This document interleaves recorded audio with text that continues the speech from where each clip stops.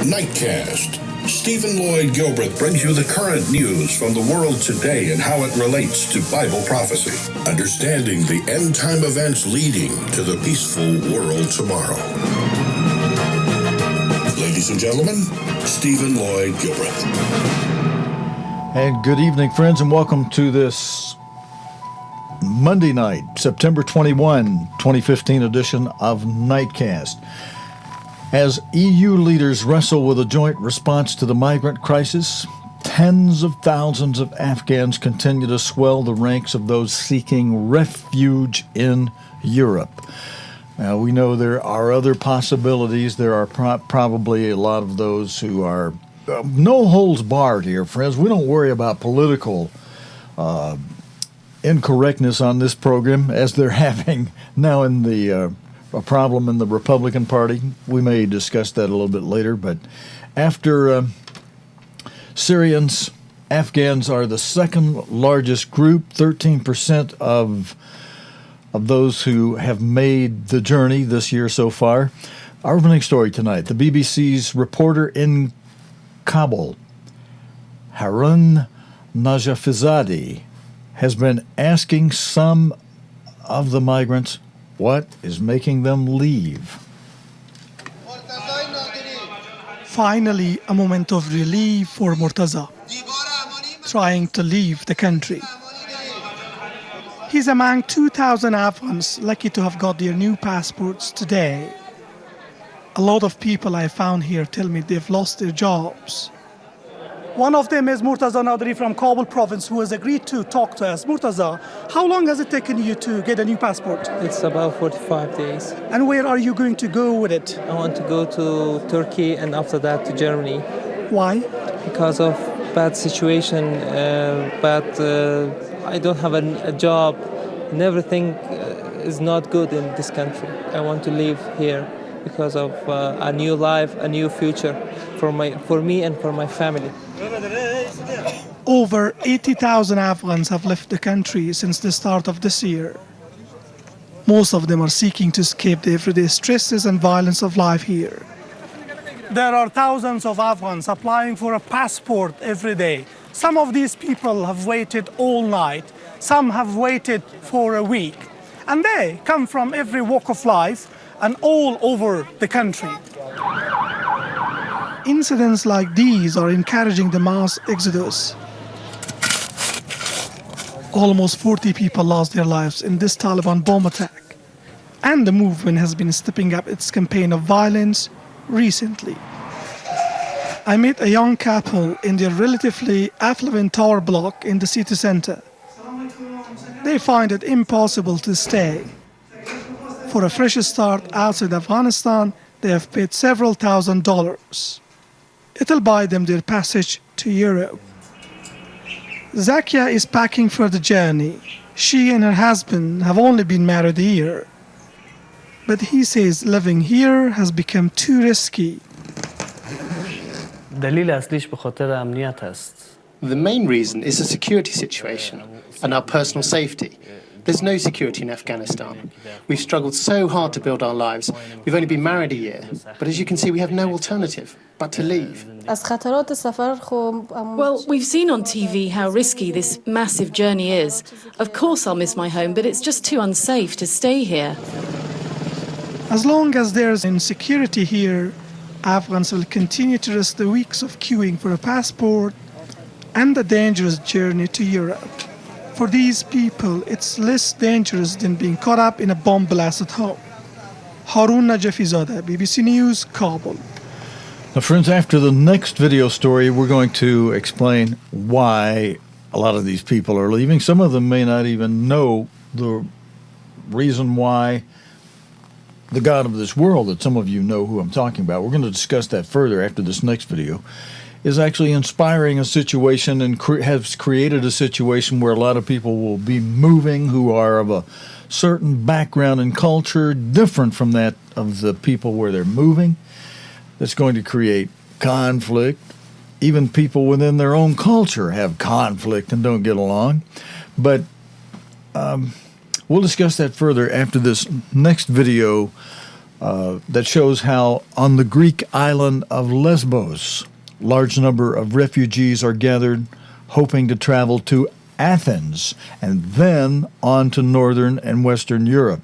Many of them are from the Middle East. Jim Muir has this report. Well, it seems a really incongruous setting here. You have an idyllic Greek holiday island, sun-kissed, and everything that you could want for a happy holiday here in the Aegean.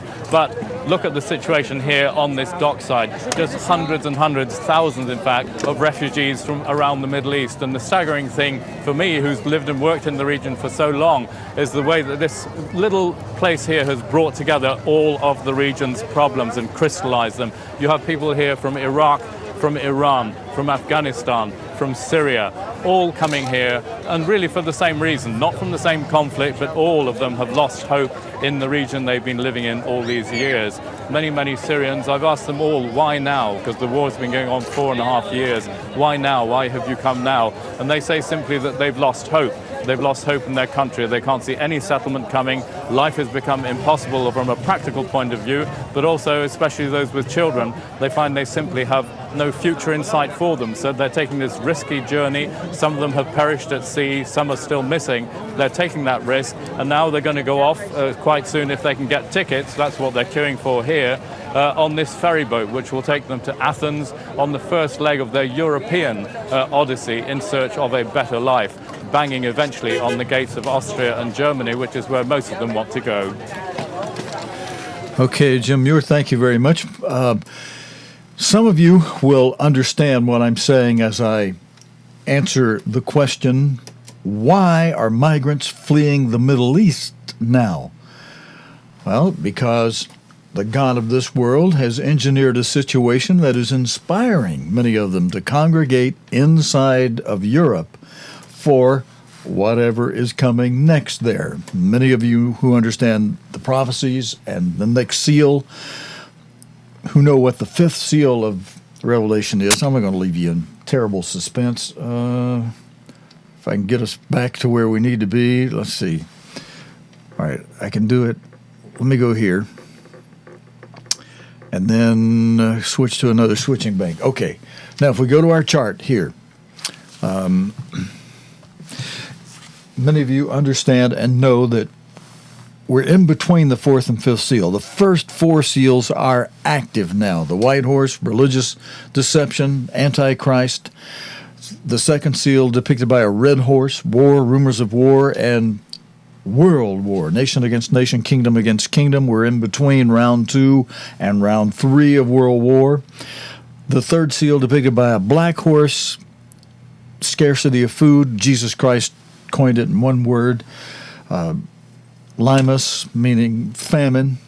And the fourth seal depicted by a pale horse with a rider whose name is Death, alongside whom rides Hades, or hell, the grave. And Christ described this primarily with the Greek word loimus, meaning disease epidemics, pestilence, the plagues of Egypt. He also said between the third and the fifth seal there would be a lot of seismic activity. He used the word seismus, means commotions in the air, such as gale force winds of all kinds, typhoons, hurricanes, that kind of thing, and commotions on the ground, earthquakes, tsunamis, volcanic eruption, wildfires, floodings, etc. And he also said, in Mark 13, verse 8, he said there would be tereke, trouble, roiling waters, literally and figuratively. Figuratively in the sense of mobs, seditions. You're seeing that a lot in a lot of this migrant situation at the borders.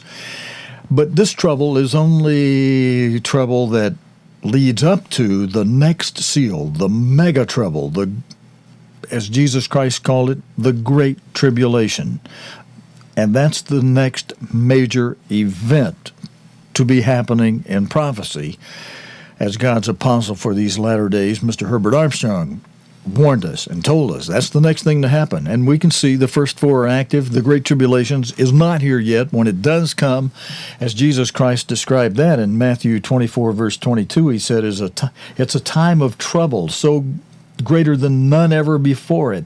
Since the beginning of the world, there's not been the kind of trouble that's coming in this great tribulation, no nor ever shall be. So nothing after it, again, is going to be as bad as what is coming in the next major event to happen in prophecy, the great tribulation. Now, in what we were saying here, that's what's coming next, and that's what maybe the God of this world is inspiring all these people to invade into Europe, all these people of a different culture. And most of them, as you heard this last reporter say, want to go to Austria or Germany. Now, isn't that interesting? If Hitler were alive today, would he not be saying, finally, I have thousands and thousands of new military personnel and people to put to work and from whom to take taxes? Well, mention Austria now. Austria has become Austria's interior minister says a Europe-wide resettlement plan is needed after thousands more people crossed into the country over the weekend. EU leaders will meet this week to try to find a solution to the vast numbers of refugees and migrants making their way into Europe. Lucy Williamson has a report from Nikolsdorf on the Austria-Hungary border.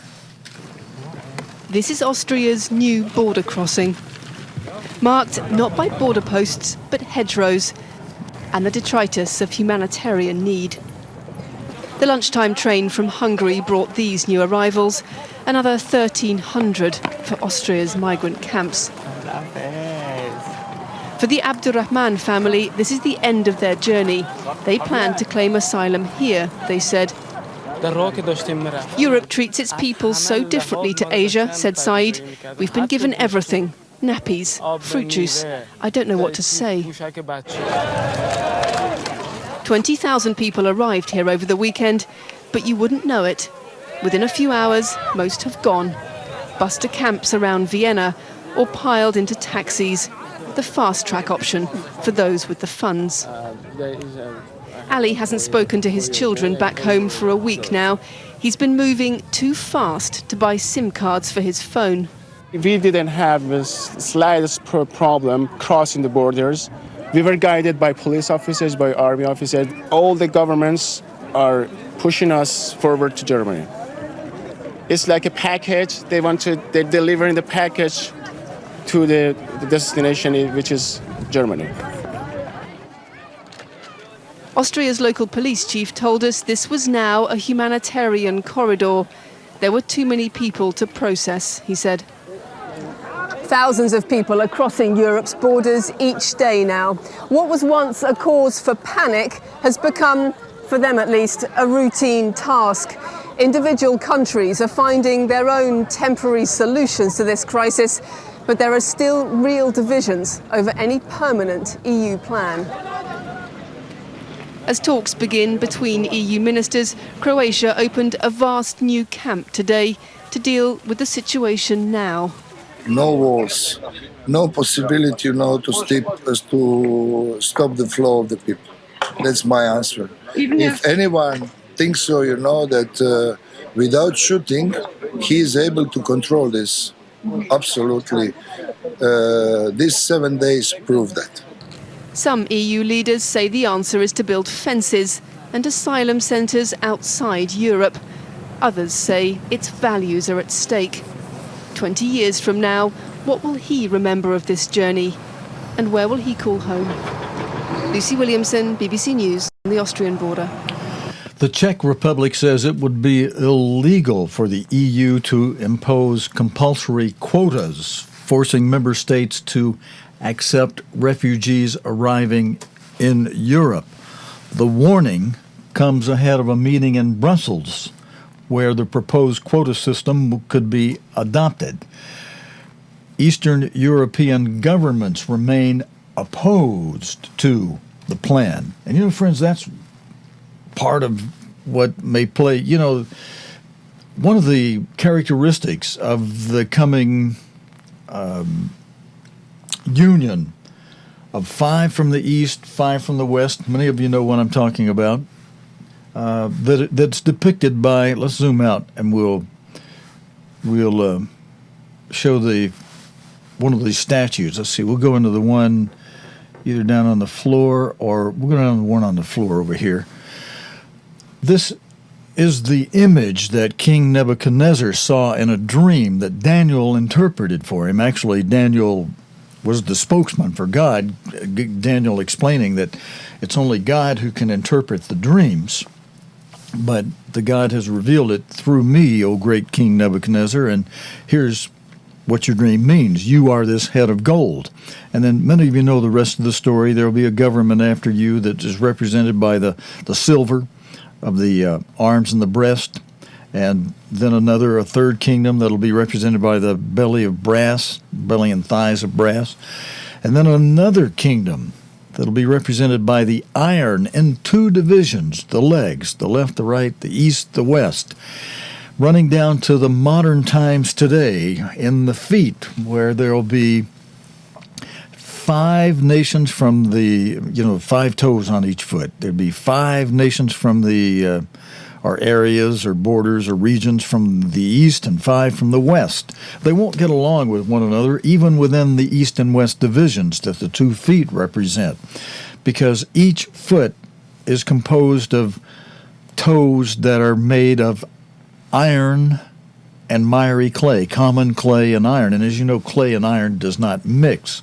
So even within the 5 from the east, they don't get along, and the 5 from the west, they don't get along, and the east and west certainly doesn't get along, but they will enough to appoint one new dictator, one new emperor who will become the final head, or the 7th and final head of a restored and revived Holy Roman Empire. Now that's what we're on the lookout for there. But I mentioned those toes because the opposition that's going on between the Eastern governments now. Even I wanted to show you that. There's one up above us too. We got that image from Daniel 2 above us. Am I able to? Where's the button that gets us up there? It's going to be the same thing. Here it is right here. We can go up. In those 2 feet. Now, the east, 1 foot represents the east, 1 foot represents the west. But even the foot that represents the east, those 5 toes made of iron and common clay that don't mix. Even within the east, they are not getting along. And that's the point I wanted to make as I showed you this image from Daniel 2, an image that relates to our day today, because those 2 feet, we're going to see them develop in that confederation or federation in Europe that is whittled down to 5 areas, 5 regions, 5 countries, with 5 leaders from the east and with 5 from the west. We're going to see them pick one emperor that the Pope will fly over to Frankfurt, Germany, and to the Kaiser's Hall, the Emperor's Hall, and he'll hold the coronation ceremony and put that crown from the Holy Roman Empire. While we're out on a wide shot, let me just go in on this real quickly where the crown is. Whoops, I went the wrong way. Let's go over to the other side. And on this crown, no, that's Justinian. Let's come down to the middle. Here we go. There's the crown that's on display right now in the Royal Treasury in Vienna, behind thick glass cage, well guarded. That'll be transported over to Frankfurt, Germany, for the coronation ceremony for the 7th and final head of the Holy Roman Empire. And that could be coming a lot sooner than later, friends. But within those toes, like we were illustrating on that image up above us, the 5 toes from the east, they don't get along with one another, and they're arguing right now with between the east and the west. The Eastern European governments remain opposed to a quota system for these migrants. And in our next video story, let's see, we got Orla Gurin reports from Beramind on the Croatian Hungarian border. Coming by train to Croatia, another staging post in a journey of hope. A translator asks the passengers to disembark in an orderly fashion. Carriages empty of migrants and refugees who believe they are fast approaching a new life. The Arab nations don't come close to Europe, says Dia Abdul Nebi from battle-scarred Baghdad. I am overwhelmed by the compassion here. But that compassion is being put to the test. The weary and the injured continue their long march as European neighbours squabble and fumble for a common approach. Croatia has opened a new camp at Opatovac, where families queued to be processed today. There is temporary shelter here and basic facilities, but most just want transport to Germany. And on a visit to the camp, Croatia's Interior Minister said the mass movement could not be stopped. No walls, no possibility, to stop the flow of the people. That's my answer. If anyone thinks so, that without shooting, he is able to control this. Absolutely. These 7 days prove that. But just across the border in Hungary, a growing security presence where a new fence is being built. Migrants were herded onto buses and kept there for hours. We saw no sign of water or food being handed out. Overhead, a drone kept watch as the wait lasted into the night. Well, it looks like the buses are now finally ready to move. They're expected to go directly from this border to the border with Austria. Hungary's Prime Minister Viktor Orban has made his feelings plain. He says Europe is being overrun by migrants who are not knocking at the door, but breaking it down. Hours earlier, migrants tried to leave the camp in Croatia, some ready to walk. They feared that registering there would prevent them travelling further.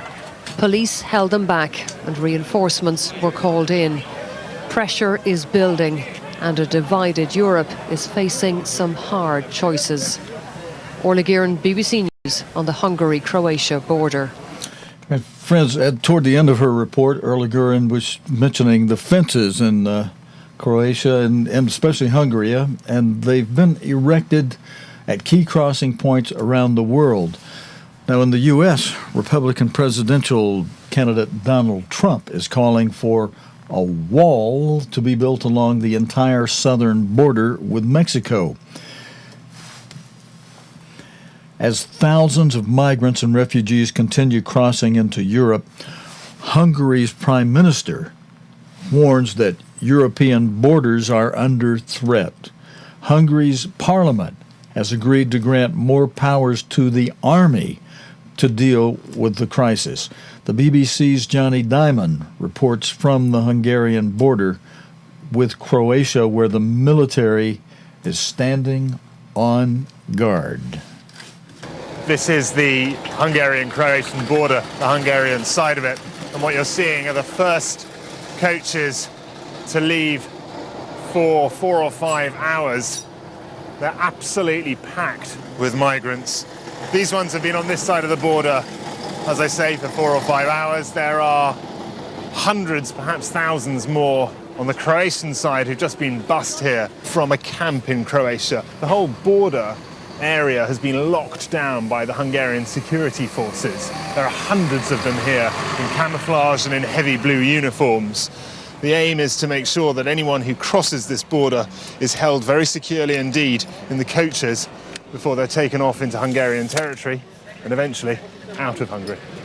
What you can see here is some of the military build-up around the border. It's not just police and army, but also armoured vehicles that have made their way here. You have to wonder quite what they thought. Okay, friends, that was the BBC's Johnny Diamond. And reporting on the military standing on guard at the end there. You know, some have been asking, is Hungary part of the EU? Yes, Hungary entered the EU in 2004, but at the moment, Hungary is still not part of the Schengen states, those states in which Europeans can freely move around. To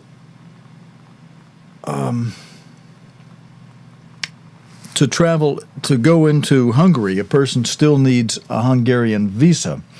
Next year, however, a Schengen visa will allow a person to enter Hungary. Today, also, Hungary still has its own currency, the forint, F-O-R-I-N-T. Now, in our next video, the Hungary Prime Minister Orban, eastern borders threatened by migrants. Actually, I showed you that video with Lucy Williamson earlier. I'll show you. The caption with this photograph for this story reads, "Thousands more refugees and migrants crossed into Austria over the weekend. Hungary's prime minister has said Europe's borders are threatened by migration at the start of a week of intense diplomatic activity on the crisis." Viktor Orban said migrants were breaking the doors and that a united stance was required. Ministers from Poland, Hungary, the Czech Republic, and Slovakia met to discuss an EU proposal for quotas, which they oppose. Some EU countries want migrants shared out more evenly across the EU. Germany and France are among those who back plans to share the burden of relocating 120,000 migrants from Greece, Italy, and Hungary.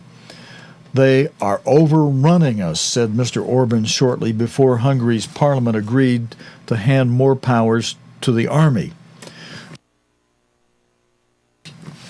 They're not just banging on the door, they're breaking the doors down on top of us. Our borders are under threat, Hungary is under threat, and so is the whole of Europe. The new law allows Hungary's army to use rubber bullets, tear gas, and net guns to control migrants at its borders.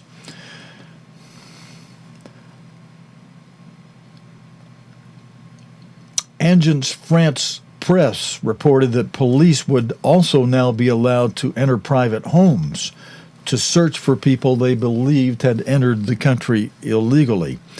Mr. Orban, whose stance on immigration has drawn heavy criticism from European colleagues, made the comments at the start of a week of crucial talks.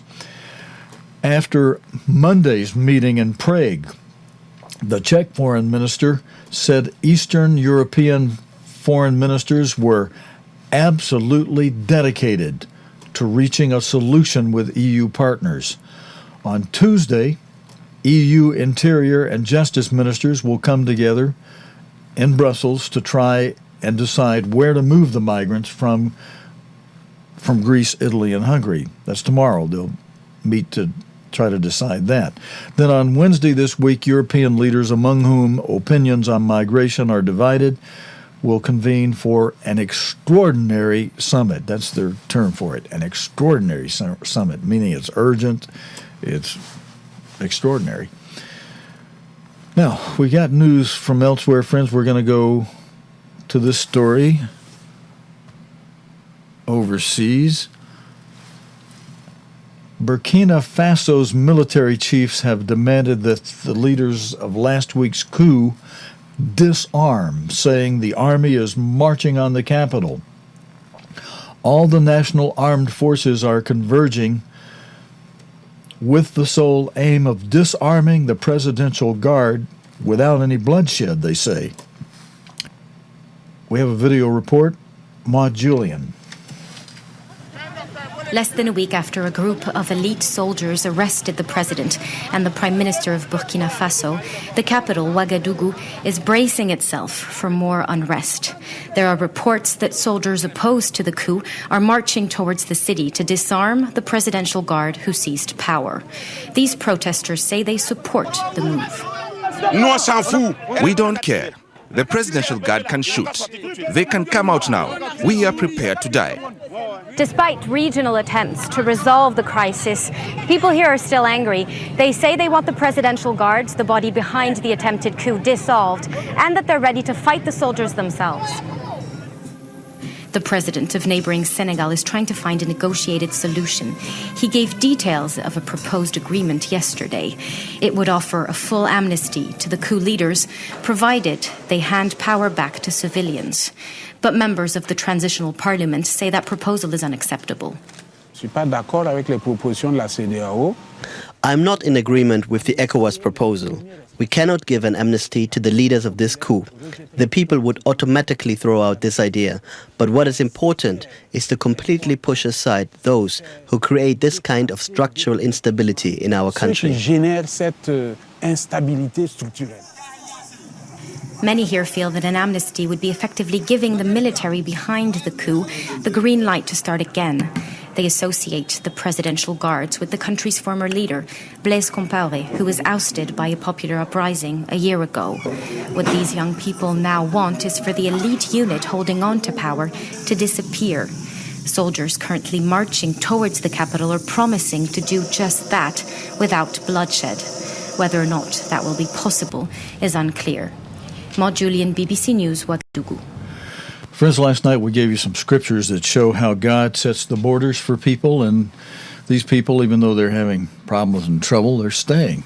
And they're fighting, they're hoping for no bloodshed, but they're staying in their borders. Those two scriptures we gave you last night, I showed you the slides on them.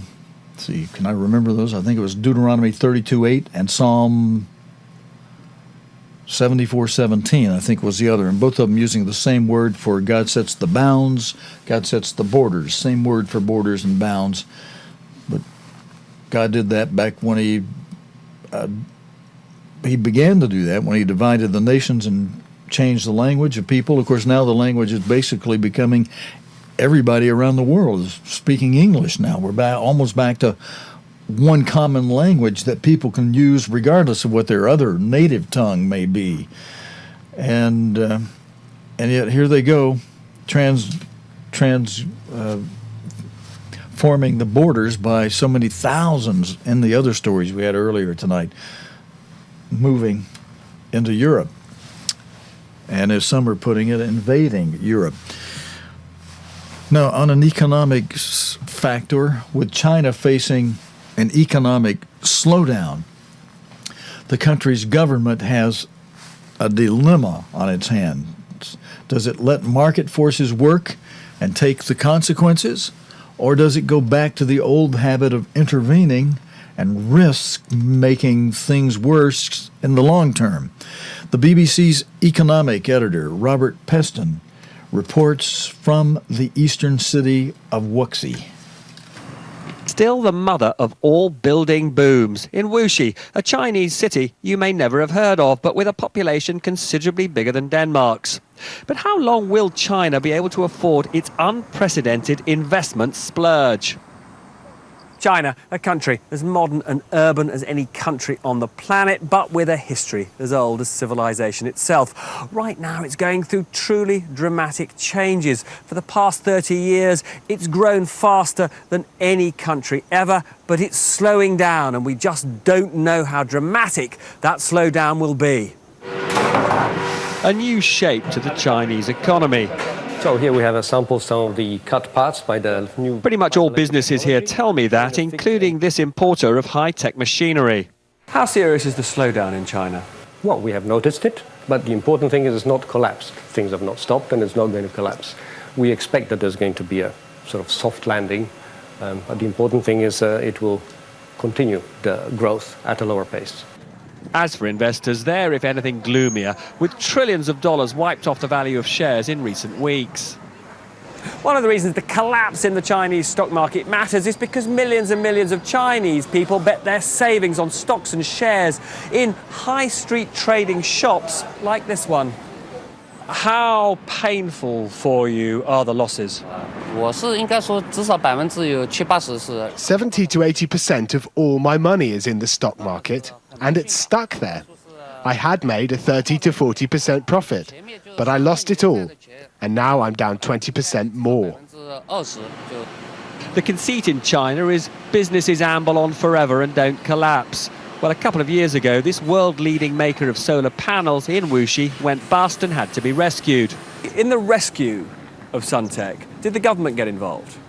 The government did get involved, but the government helps and try to to coordinate between and to make sure it's acquirement successful. And here is China's great paradox. The government talks about finding market solutions to the country's economic challenges. But having created China's great investment bubble, it feels it can't stand idly by and just hope that boom isn't followed by bust. Robert Peston in Wuxi, China, for BBC News. Okay, Robert, and thank you. You know, it's spelled W-U-X-I. It looks like Wuxi to me, but it's pronounced as you heard Robert Peston say it properly, Wuxi. In China. Okay. Now, our next story relates to events and things in Israel. And the caption with our first photograph for this story reads, Israel is concerned that its ability to strike at threats in Syria might be made more complicated by Russia. Russia's... Oh, wait, friends, I'm sorry. I don't think that's right. Here we go. This should have been our opening photograph. And the caption with this opening photograph reads, Israel is concerned that its ability to strike at threats in Syria might be made more complicated.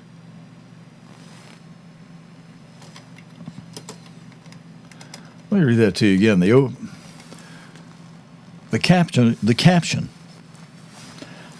with this opening photograph reads, Israel is concerned that its ability to strike at threats in Syria might be made more complicated.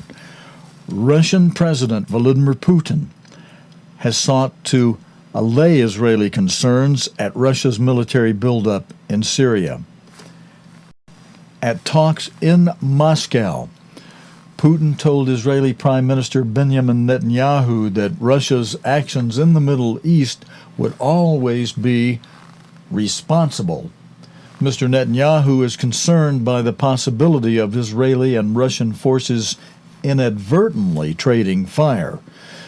Israel has periodically struck inside Syria against militants it says have been plotting attacks against it. It has also responded to shell fire from forces loyal to Syrian President Bashar al-Assad, who Russia has backed throughout the 4-year uprising against his rule. But in the past week, U.S. officials have confirmed reports that the Russian military has sent warplanes, helicopters, tanks, artillery guns, armored personnel carriers, and 200 Marines to an airfield near Mr. Assad's ancient home in Latakia province. They believe Moscow plans to turn the airfield into a forward operating base that could allow it to send a large number of troops to Syria and launch airstrikes. Israel is believed to have previously targeted Syrian and Iranian weapons convoys in Syria meant for the Lebanese militant group Hezbollah, though it has not officially acknowledged this.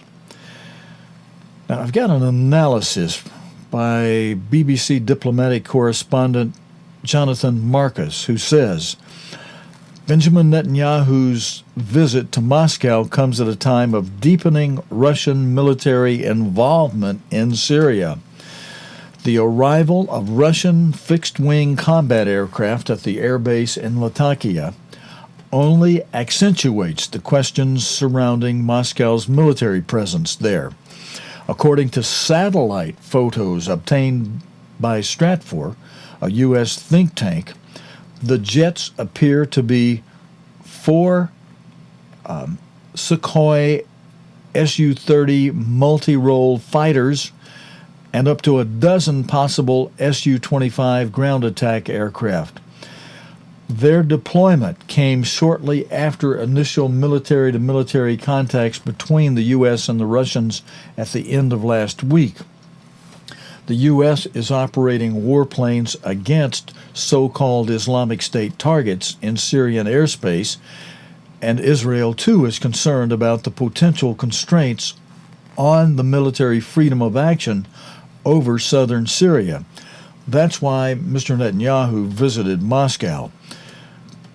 Clearly, all three countries need to have some sense of what the other might potentially be doing if a damaging incident is to be avoided, especially if Russia intends to use its aircraft to support the Assad regime.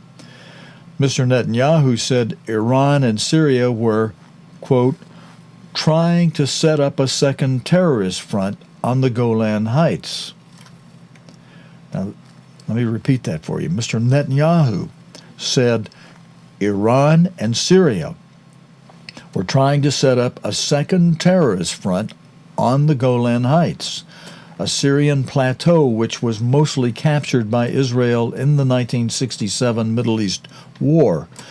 Israel annexed the captured section in 1981 in a move that the international community has not recognized.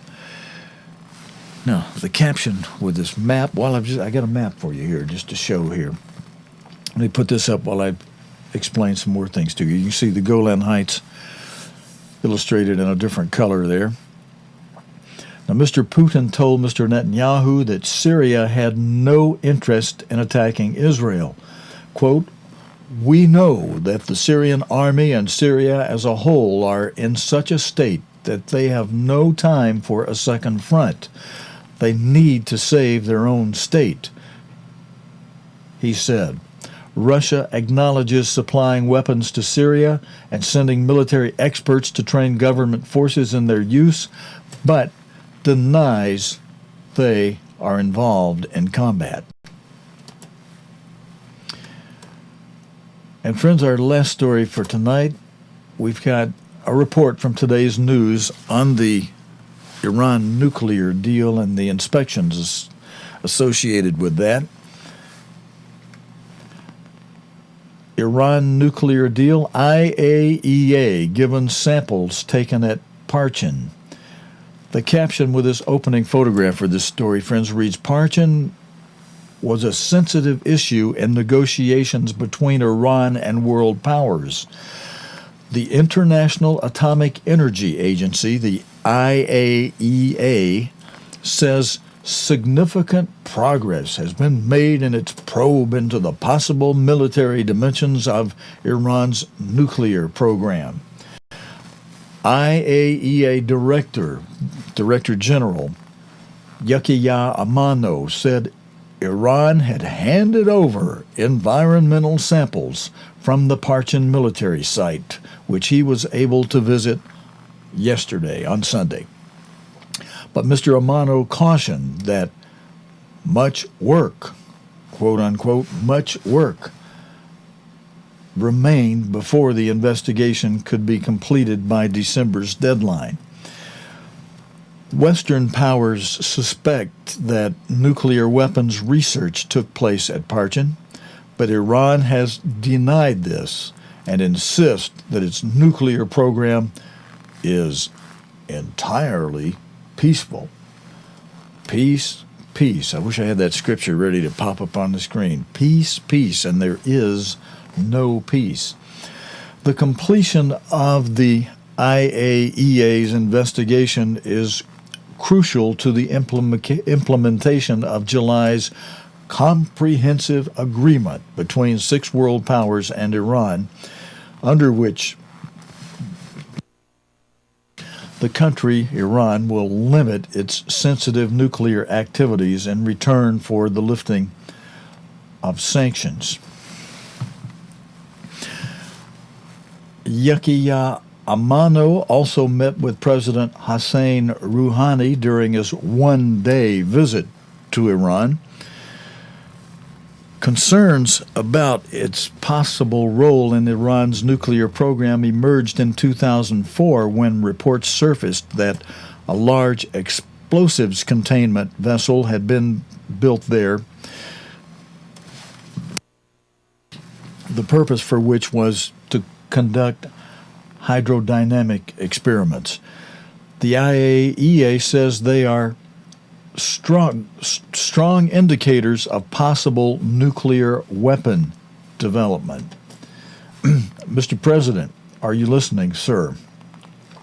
The IAEA says they are strong indicators of possible nuclear weapon development, and inspectors did not observe any unusual activities during a visit in 2005. Now that reference to the indicators of possible nuclear weapon development relates back to what was going on in 2004. And so this report is going on to say that in 2005, let me get my notes back in place here, that during a visit in 2005, and environmental samples taken then did not indicate the presence of nuclear material, but suspicions persisted. Until yesterday, Sunday, the Iranian government had repeatedly rejected requests by the IAEA to revisit Parchin, and extensive landscaping, demolition, and new construction was observed. That tell you anything, friends? Mr. Amano was given a tour of Parchin yesterday, on Sunday, along with the head of the IAEA's Department of Safeguards. At a news conference in Vienna today, Mr. Amano said they were able to inspect a building that the agency had previously only observed using satellite imagery.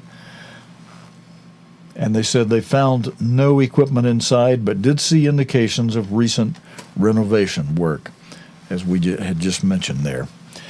And just a reminder, the former Secretary of State for the United States, George Shultz, in an interview at the time the Iran negotiations were first being publicly announced, he said that Iran will smile at you, send you on your way, and cut your throat. He said they're great rug merchants. If you understand the psychology and of what he meant by rug merchants, is that rug merchants will buy a dirty old rug cheap, beat the blazes out of it to get all the dust off of it, put chemicals and what have you on it to revive it, make it look new, and create a story about it to tell you that, you know, makes you think it was owned by this guy and that guy, and sell the thing they bought for a nickel for $50,000, you know. So, and at this, in December, right after that talk by George Shultz, and right after the Iran negotiations in Geneva began, just a couple months after that in December, a former advisor to the president got on Syrian television in a live interview program and said, "We fooled them. We've got uranium working in places they don't know about." They said what they do know about and what we told them about, we agreed to reduce it by 20%. But it ain't, you know, it ain't up there that high as stuff we've got underground in places they don't know about, already up much higher. Blatantly said that right on Syrian television. I said it in the Arabian language. We showed that video several times. It's in our archive, too, with English subtitles on it, so you can see exactly what the guy's saying if you don't know the Arabian language. And we've played that and played that and played that, and that that happened just 2 months after the Iran-Geneva talks began, that were delayed and delayed and delayed because they kept postponing. And did the United States leadership take notice? No, they go on and they cut a deal, and right after the deal, it's not finalized quite even yet, and they could say, hey, forget it, you guys are going to stand around and holler, death to America, death to Israel, but especially if you don't care about Israel, Mr. President, if they're going to stand there and holler, death to America, you say, hey, wait a minute, we're not going to give you your sanctions back and cut a deal with you when you're hollering death to our country. You know, I'm sworn as your president to uphold our Constitution that is for the people, by the people, of the people. Nope, I could care less about these people.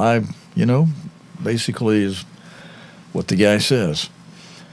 And why, friends, but we can't just blame our leaders. God puts the leaders in office. I know people think they vote for them, but, those that they have to vote for in between sometimes makes a little difference.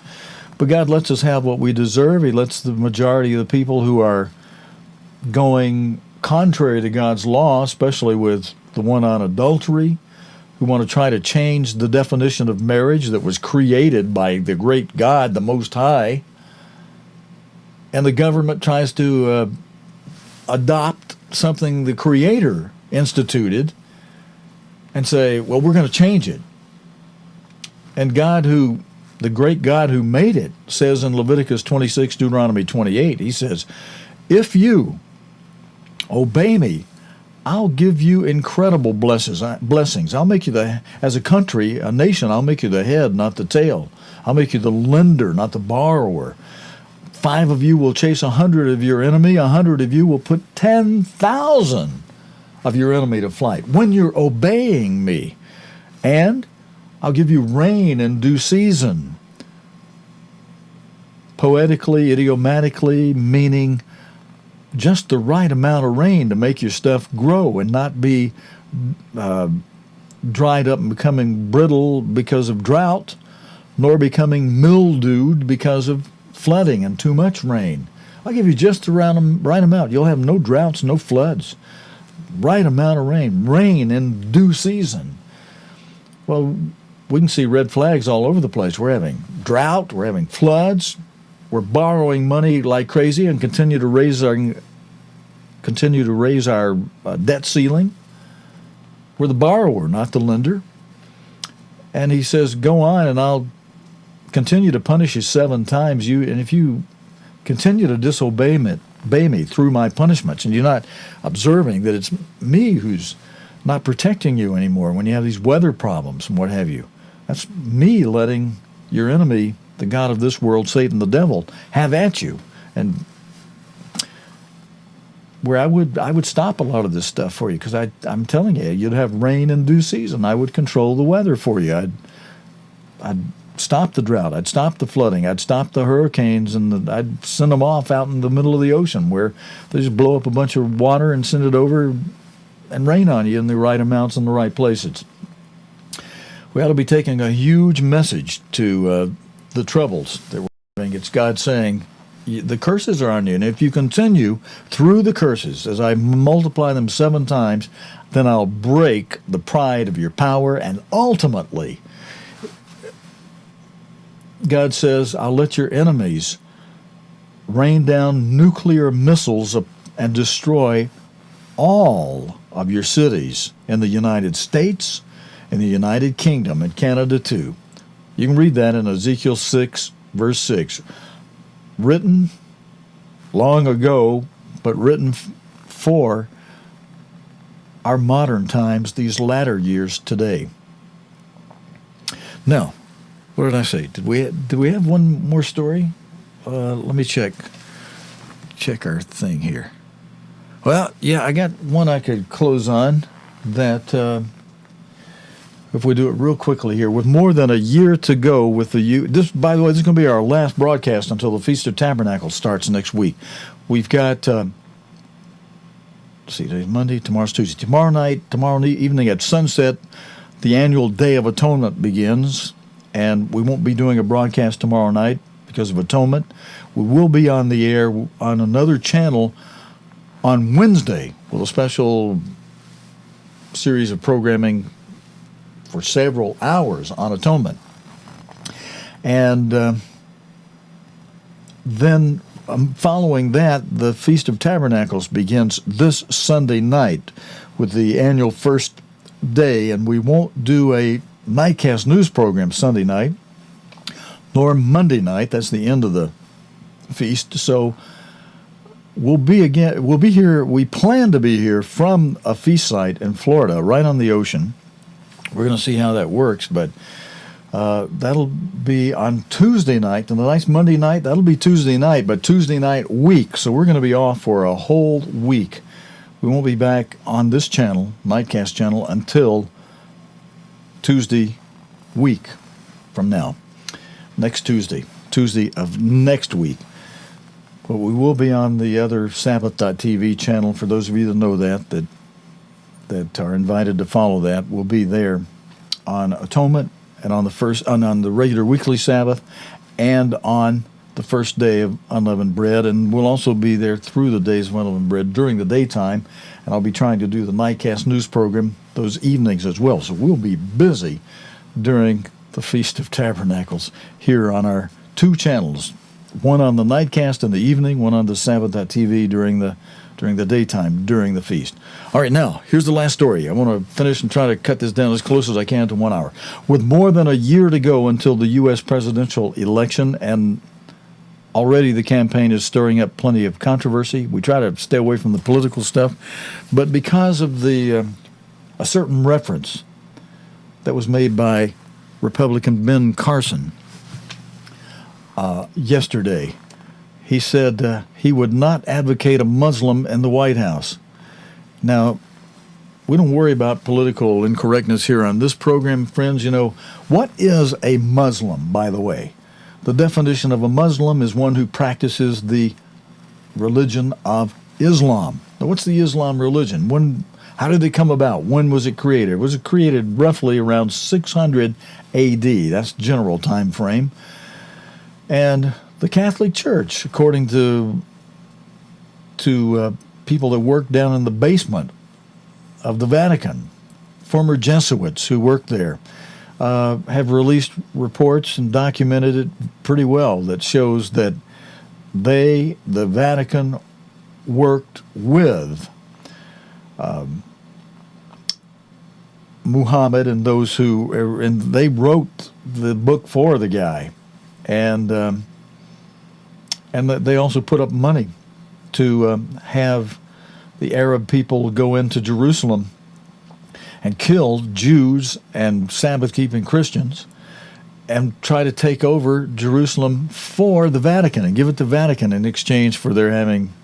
But when they were so successful, the Arabs were so successful, they reneged on the part of the deal to give Jerusalem to the Vatican. And then following that, Christian crusades against the Arabs resulted, and you know the rest of the history on that. But that's how it goes back to Muslim starting. But the comment by Ben Carson, am I giving you his name right? There, yeah, Ben Carson, was criticized by many other candidates and even led to some calls for him to get out of the race.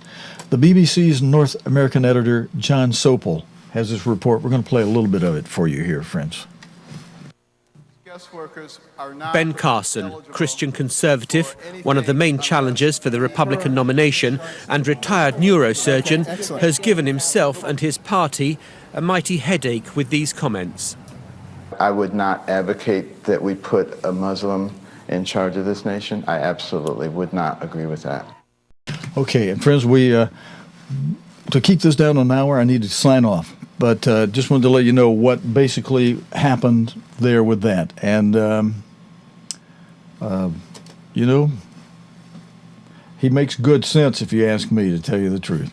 All right, friends, that's it for tonight, Monday night, God willing, and the creek don't rise or the ocean don't turn into a tsunami or something like that.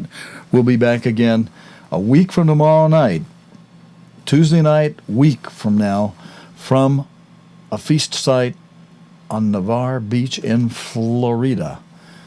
So thank you for joining me tonight, friends. Those of you who are planning on keeping Atonement Wednesday will be on Sabbath.tv for that. Those of you who are going to be watching during the feast will be both on at our regular Sabbath times in the morning, and will be on Sabbath.tv channel, and will be, God willing, we'll be broadcasting the news from Florida on the beach. If it works okay, we're going to try it out beginning next Tuesday night through the feast. So until next time, friends, this is your host, Stephen Lloyd Gilbreth, saying thank you for joining me, and we'll say so long and good night. You have been watching Nightcast with Stephen Lloyd Gilbreth. Nightcast can be seen Sunday through Thursday nights here on cogtv.org. Tonight's program is also available anytime on demand in the cogtv.org video archive.